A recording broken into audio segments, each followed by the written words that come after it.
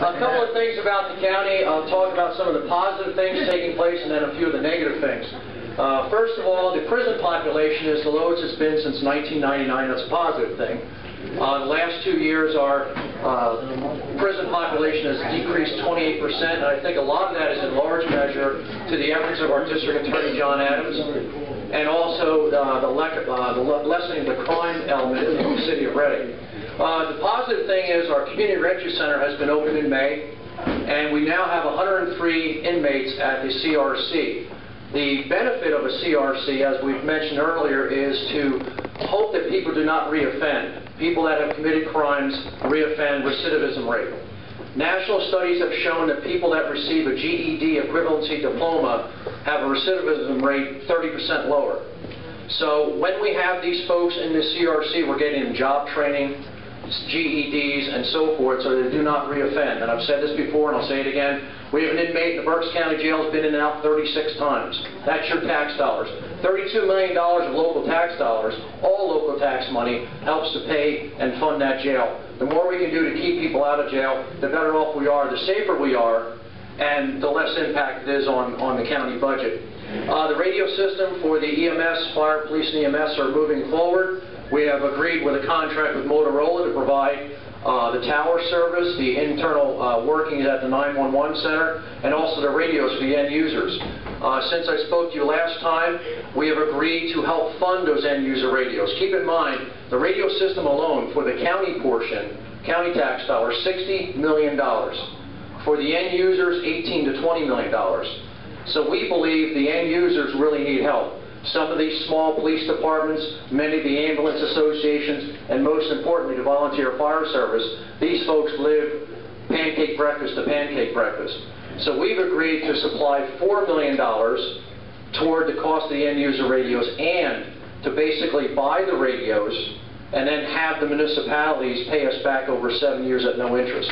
We're taking that out of fund balance to help those people out there that make sure when the call goes out, they respond to your need. So we're doing that as well. Antietam Lake is up and moving along very well. Thank you to the city for the positive acquisition of the Antietam Lake. Don't go down the hill on Hill Road and try to make a right because Angora Road's closed till July. We pissed off a few trout farmers, I guess, trout fishermen last week, because it's about an 18-week plan to refurbish and rehabilitate the dam structure. And as you read in the paper, DEP from the state, and you talk about bureaucracy, they want us to make sure that dam doesn't fail with a 36-inch rainstorm in 24 hours. Now, Tropical Storm Agnes was 6 inches in 2 days. So believe me, this dam will be there probably as long as the pyramids.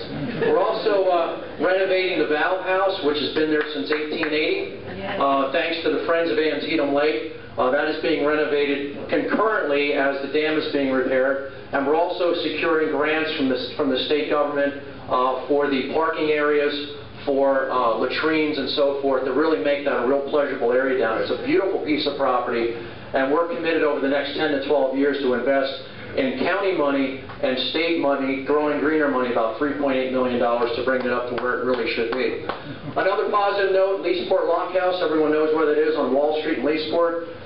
It's been there since the 1840s. The only remaining piece of the lock system in Leesport, the building, and there's a beautiful wall in the back from the 1840s. I came to find out about 6 weeks ago that the fellow who owns the car wash, the 3-bay car wash, was interested in selling the property. Well, he took an offer from the neighbor. The neighbor wanted to demolish the car wash and put in a garage and a deck. So I was able to successfully help, with the help of Leesport Borough Council and people from the Friends of Leesport, Beverly Miller. The county's going to buy that car wash for $35,000 and demolish the car wash, and then turn over that piece of property along with the Valve House to the borough of Leesport. Actually was given over to the county in 1992 because the Friends back then were all 3 people, and they didn't have the financial resources to keep the Leesport Lock House going. So it's a real partnership with the borough of Leesport. We would like to have them take back the Leesport Lock House. It is theirs. It's not the county's. It's Leesport's. It's why there's a borough of Leesport.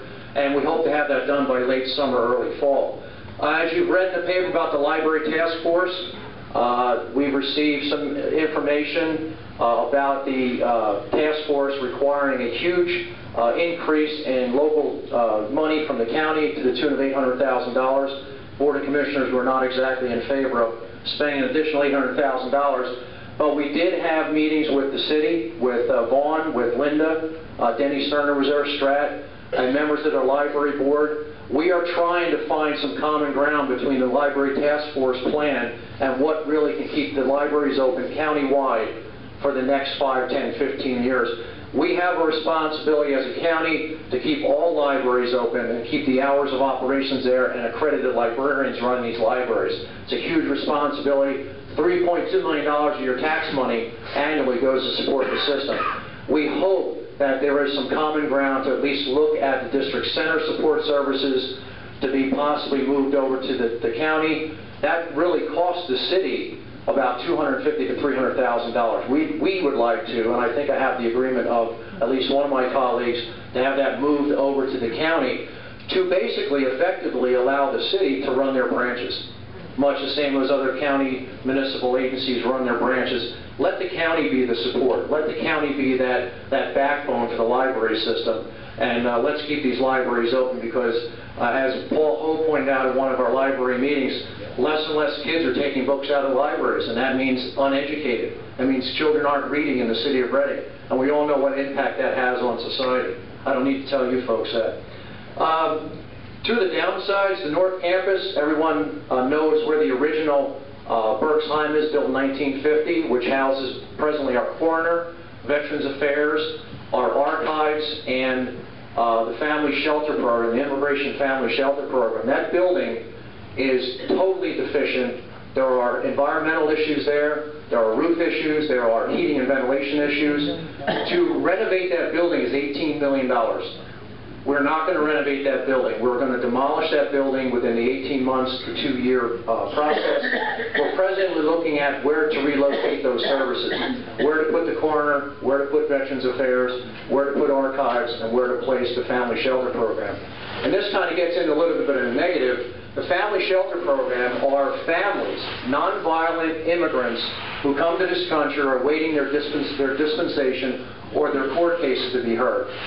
These people are not behind bars. You can walk in and out freely of this building. These people aren't going anywhere. It's mother, father, children.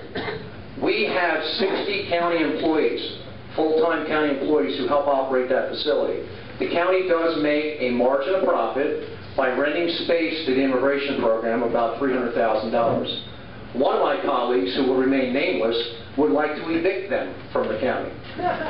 Eviction to me means losing $300,000 and losing 60 full-time employees, and I won't let to see that happen. We met with Congressman, thank you. We met with Congressman Holden. My chief operating officer and I met with Tim Holden to try to find out how we could keep this program here in Berks County, keep these jobs here. We keep trying to do that. There may be some creative way we can keep them on the North Campus by utilizing parts of the Community Reentry Center. We may, in fact, have to move the CRC population over to the jail and build a small structure at the jail. But we're looking at ways, as I said earlier, to move the coroner, Veterans Affairs, archives, and the family. I want this family program to stay here, and I want those 60 jobs to stay here in Berks County. And the revenue that's generated from that is untold millions of dollars in income. Another downside is the County Services Center. That beautifully overpriced, I think it ended up costing $80 million, is falling apart. It's only 20 years old. Believe me, the courthouse from 1931 will stand the test of time. This building's a wreck. The garage is crumbling. You can go down into levels B and C and see the rebar coming out through the ceiling. That's going to be a multi-million-dollar fix. We're probably going to have to move everyone out of the garage, 300-some spaces, for about 5 months to repair that garage. The walls of the building are starting to crumble. It's another about $1.5 to $2 million renovation of a building that's only 20 years old. So these are things that are on our plate. And then the budget for 2012. You know, you hear city council administration talk about structural deficits. The county has one too. We may have a healthy fund balance, but we have structural deficits as well. Right now, 2012, the projection is a $6.8 million deficit. We hope that our ARC payment, which pays for the pension program, is going to be much better since the stock market has rebounded for us. But that $6.8 million, we effectively have down to about a $3 million deficit. What's the $3 million? Wages, salaries, and health care. Who does that impact? The employees. $3 million deficit, and we're not of a mind to raise taxes. That's about 5.5% tax increase. And we know the school districts are raising taxes. We know the state is attempting not to raise taxes. We don't want to be another entity putting taxes on people who can ill afford them. So we're looking at ways to cut. We are looking at efficiency. We're looking at technology improvements. And I want to say this here, and I've said it before. John Adams, Denny Hess, Fred Sheeler, top-notch elected row officers in the county of Berks. And I don't say that just because they're Democrats. It's the truth. They find ways to save money. Even though they're Democrats and we get that bad rap that we waste money, they're the three most efficient people I work with in the county, bar none. They find ways to make things more effective with sentencing guidelines and ARD. John has eliminated hundreds of people from our jail. Fred Sheeler, you heard from him this morning. Denny Hess, others. We are the people who really know what a hard-earned tax dollar really means to the people out here in Berks County, and we do it as efficiently as possible. We're going to be asking for more efficiency improvements, more technology improvements. I know I talked to Fred about Mary Ann Sutton, who ran against Charles Corbett. What was her re-election campaign? She was going to automate her office. Guess what isn't automated yet? Mary Ann Sutton's office. She's been pulled, kicking and screaming, to be pulled into the 21st century. She still does not have e-filing. And this is no offense to people in Schuylkill County, because I was there this morning. Schuylkill County has e-filing their Prothonotary office. So if Schuylkill County has something that we don't, I'm embarrassed. She literally has to have the President Judge order her to install e-filing. And God knows, I hope Charles Corbett runs again, because he can run against her and tell the folks that she made a promise 4 years ago and still has not lived. And then, of course, efficiency. She has only agreed to eliminate, through attrition, 2 people in her office. Our IT department says it should be between 6 and 8 people, not layoffs, but through attrition. Many people retire, many people leave county service, and I'm not one that likes to see people laid off, but we have about a turnover of anywhere from 250 to 300 people a year. You just don't backfill those jobs once you have those technology improvements.